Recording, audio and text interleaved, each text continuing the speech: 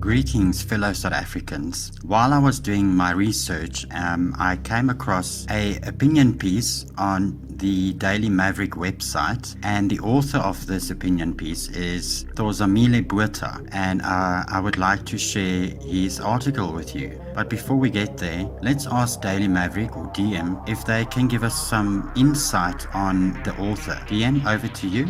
Thozamile Botha is currently a member of the ANC Stalwarts and Veterans of the ANC. He was the founder-president of the Port Elizabeth Black Civic Organization, PEBCO, former head of the ANC Local and Regional Government Department and a former member of the ANC National Executive Committee. He headed the ANC Regional and Local Government Negotiating Team at CODESA. Let us stop the silo mentality, regardless of the color of our skin, our racial or ethnic differences, and our cultural background. Let's work together. Fellow Africans, women and men, the glorious youth of our country, boys and girls, young women and young men of all races, and old women and men of our beloved country. This is the time for all South Africans, black people in particular, to stand up proudly and say, we can do it. Let us take our destiny into our own hands. Let us move away from the culture of looking for scapegoats for African failures. Let us stop making excuses for the failures of our African leadership and the malfeasance of the ruling African elite in African states. Let us stand up with resolute determination and say to ourselves and to our nation, we can do it. We can create wealth for ourselves. We can leave a legacy for our children and grandchildren and build icons and legends in our country. Let us, together with the poor, lift ourselves from the dusty streets, from the slum dumps to better living conditions. Let us stop waiting for others to do it for us. Let's stand up and lift ourselves out of poverty. Let us tell ourselves in a voice of unison that we are all proud South Africans and we are willing, ready and able to produce that which is good, not just for our selfish and sumptuous appetite, but for the good of our rural poor, for our slum dwellers, for the unemployed, for the precarious middle class and the aged. Above all, let the living create legacy for the generations to come, for their families, for their communities, for their provinces, and for our nation, our beloved South Africa, regardless of the color of our skin,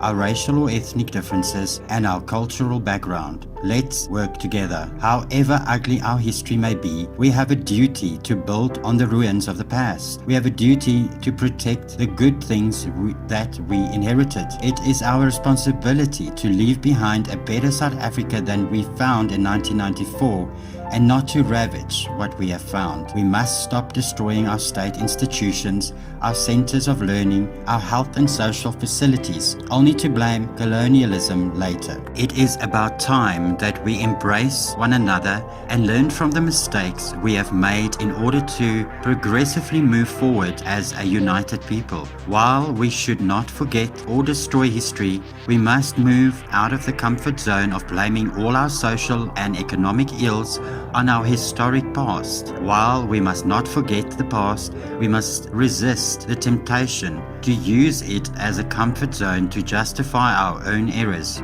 To the English-speaking and the Afrikaner South African, acknowledge the ugly past of our history for which you took part and embrace the progressive initiatives of the black-led government. Support the baby steps the black middle class is taking, while reserving the right to criticize where necessary.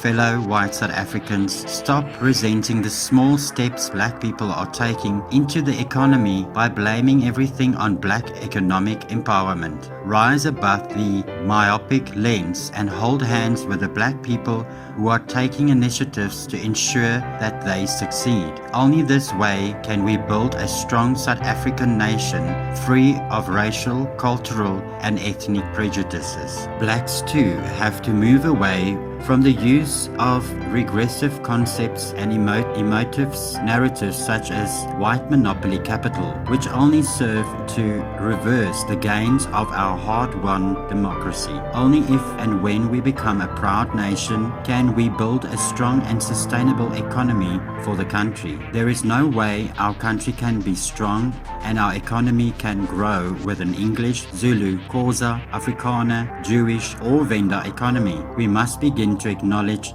that our strength lies in our collective wisdom, power, intellectual capital, and the pulling together of the country's resources. We, as Black South Africans, have to come to grips with the reality and the real meaning of democracy and of economic and financial independence. Freedom and democracy means hard work and sacrifice. Creating wealth comes from hard work, discipline, and good work ethics, which entails preparation, planning, and being on time for meetings. Good work ethics do not have room for the manifestation of ill discipline and procrastination tactics of "I will do tomorrow what you can do and complete today." A good work ethic does not have room for excuses for poor or lack of performance or sloppy work. Blacks demand land restitution. When it is given, we want to use it as a December or Easter weekend resort, or to simply boast to our friends that I own this piece of land from this hill to that mountain over there.